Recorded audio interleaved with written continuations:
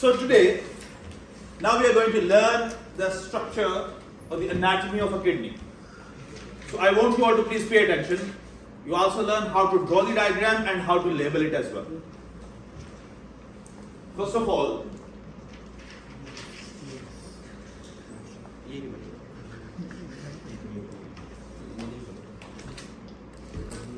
you draw this, right? Next step, what do? That you draw these lines like this. After drawing these lines, you change these lines into triangles like this.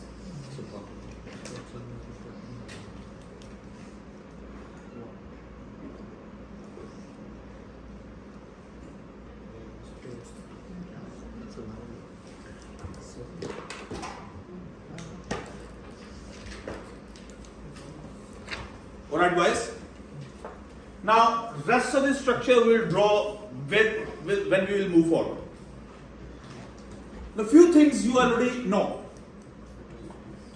This is the outer region of the kidney which is darker in color, right?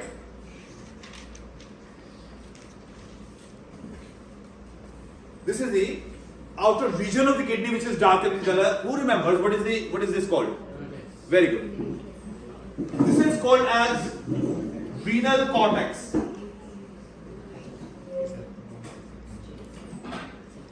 What is it called? Renal cortex. Now, wherever something related to kidney, we will use what? Renal. Like wherever something was related to lungs, we use what? Pulmonary. Right? So we'll use the word renal. Now we'll also discuss why this is darker in color. We'll discuss that. I'll explain you that inshallah. Then this region where these triangle shaped structures are present, this region is lighter in color and this region is called as renal medulla. Right? And these triangle shaped structures, these are called as renal pyramids because these are the shape of the pyramids. And you guys know the pyramids, they are present in Sudan, right? What? They are in Sudan, more in number in Sudan. You don't know the history and geography, right? In Egypt there are less number, more numbers are in Sudan. You did not know this, right? Yes. Now I increase your geography knowledge as well. Now, next thing, please pay attention. Ayan and Rayan. Next thing, that over here. Now this is called as apex of the renal pyramid. And this is called as base of the renal pyramid. This is called apex of the renal pyramid. This is called base of the renal pyramid. Let me label it that this is the base and this over here, this is the apex of the renal pyramid. Now from here at the renal pyramids at its apex over here, there are openings.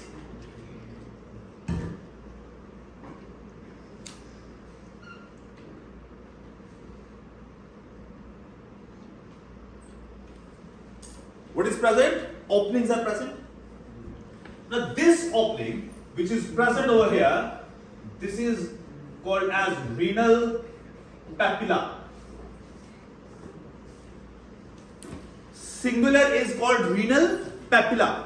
Plural is called renal papillae. Only E will be written in front of A.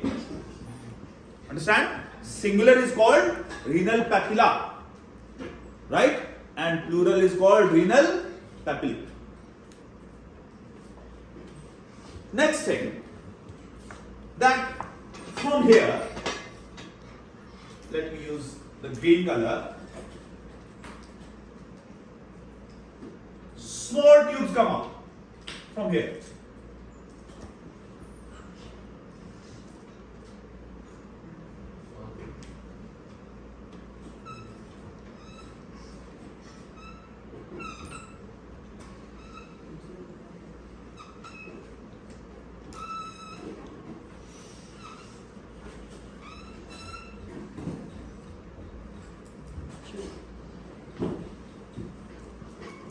Now look here. This renal papilla, it is opening up into these tubes, which are bit narrower, right? Now these narrow tubes, these are called as minor calyces. Minor calyx, singular is called as minor calyx. What is it called? Minor calyx. Now calyx is a singular word. The plural will be calyces. Plural, right? I'm writing P. And calyx is what? Singular. Now, when they go and become wider over here, what they will be called? Major calyx. They will be called without any salute. So this, over here it is minor calyx, and over here it will become what? Major calyx. Understood? Next thing. Now you see these calyces, this minor calyx, it's like a conical structure which is being wrapped above the papilla. Which is being wrapped above the papilla, right? Like let's suppose that this is a tube and I have a rubber tubing which I put above it. Right? Same like that, it is being over this, you see, it is being fixed over there. Next thing, you guys know that there are two types of blood vessels. One is entering, one is leaving. Now, this is the blood vessel that enters, right, inside the kidney. And this is the blood vessel that leaves the kidney.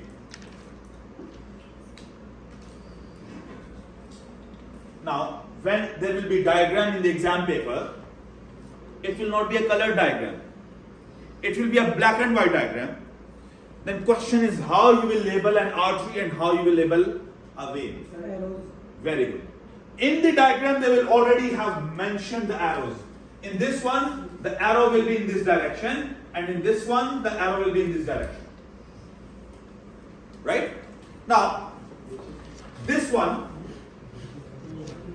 is called as renal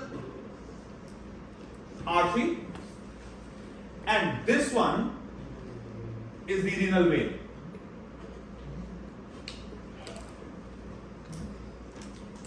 Another thing, guys, very important, that this region, let me just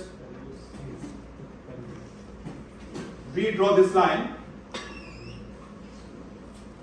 that this region of the kidney, this region of the kidney is called as renal pelvis. I am just writing pelvis over here. Renal pelvis. Now, did I teach you about the circulation of the kidney last year? No. Last year. No problem. But you guys have a little idea since O levels. You know that there is afferent arteriole. Do you remember that or not? Yes. No problem. I'm going to teach you. Don't worry. I'm going to remind you everything. This is renal artery entering into the kidney. Now I will draw just few of these blood vessels, right, to make you understand. Then what happens that this renal artery divides and goes around each renal pyramid. Goes around each renal pyramid. When these, can we call it an artery anymore? What we will call it an arteriole. What we will call it an arteriole. Before, you see, when it entered, it was an artery. Now it has divided, now it is what? Arteriole. So let me write down over here that first of all it was what? Renal artery. It divided to form interlobar arteriole. Means that these small arteries, when they go in between the renal pyramids, what are they called? Interlobar arteriole. Understand? Listen again. Renal artery divided to form arterioles. When these arterioles reach in between renal pyramids, what is it called? Interlobar arteriole. Then this arteriole becomes parallel to the base of what? Renal pyramid.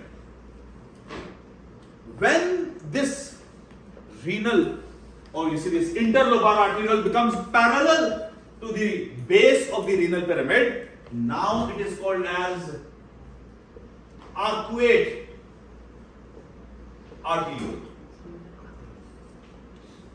Now what is it called? Arcuate arteriole. Next. This arcuate arteriole divides to form afferent arteriole. Now this afferent arteriole I will explain you in detail, inshallah, in the next lecture when I will explain you the structure of a nephron. Right? Then this afferent arteriole divides to form glomerulus. Some of you may remember what is glomerulus, right? A bunch of capillaries, right? Then what happens? That glomerulus joins to form efferent arteriole. Again, I will explain you about the efferent arterioles when I will explain you about the nephron, inshallah. Then, efferent arteriole divides to form two types of capillaries. It forms peritubular capillaries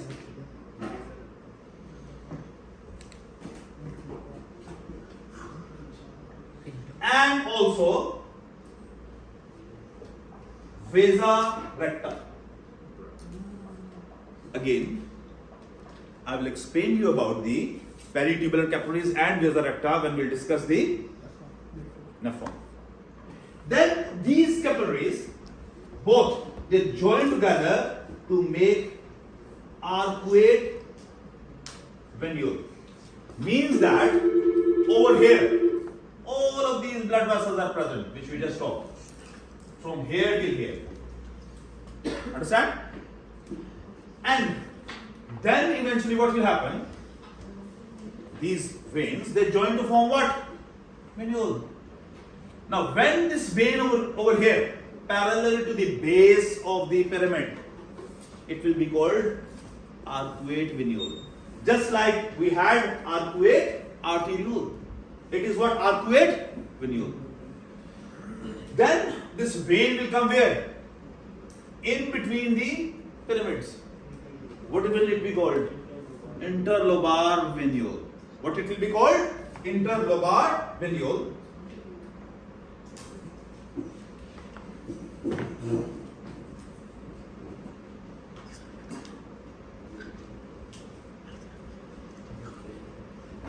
And these interlobar venules, when they will come and they will join and they will make what?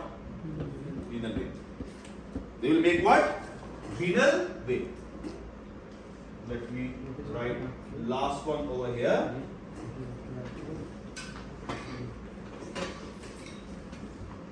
Alright? Listen again.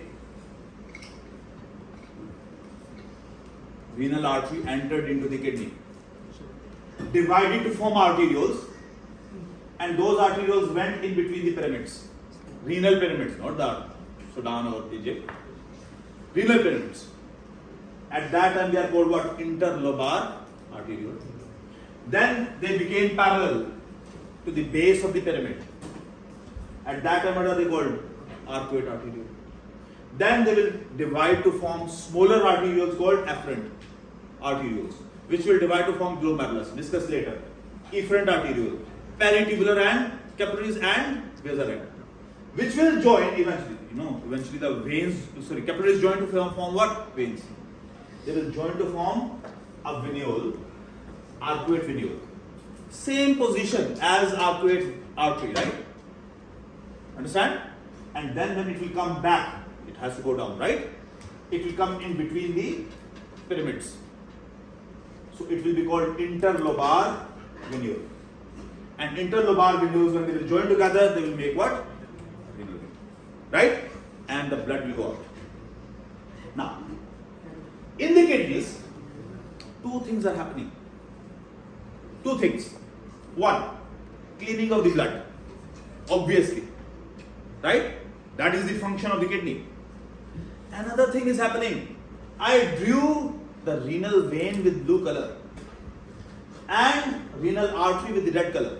Oxygen is also being provided to the cells and tissues of the kidneys because they require oxygen to produce energy. We will discuss the function of nephron inshallah, then you will see that even for this process of filtration of the blood, energy is required. Yes. Yes, yes. Active transport as well. And last year's one topic, we learned that in plants, co-transporters. Do you remember that or not? Right? So same thing. You have to, you see, you come with that knowledge, okay? That also happens. Another thing.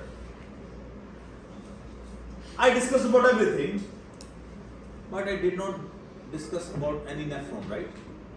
And another thing I told you guys, I will tell you why renal cortex is what? Darker in color. Now most of the blood vessels I am talking about, from interlobar arteriole up till interlobar venule are where? In this region. So many blood vessels concentrated over there. Because of that, this is darker in color. Understand? While the renal medulla is lighter in color, here urine is produced and collected. Here in this region, urine is produced and collected. Now, the nephrons are basically of two types. We'll discuss that later. Right now, I'm just giving you an idea. One are called as cortical nephrons and other are called juxtamedullary nephron. Cortical nephron and juxtamedullary nephron. I'm not going into that detail. Right now, I'm just going to show you that, let's suppose that this is what? This is one nephron. This is what? One nephron. This part, glomerulus part, is over here, right? Because all the blood vessels which we discussed are over here. And this is the loop of Henle where the urine production takes place, and this is the collecting duct. What will happen? Collecting ducts will pour the urine where? In the renal papilla. Renal papilla will pour the urine where? In the minor calyx. Minor calyx will pour the urine in major calyx. Major calyx will pour the urine in pelvis. And pelvis will pour the urine into this tube, which is called what? Ureter.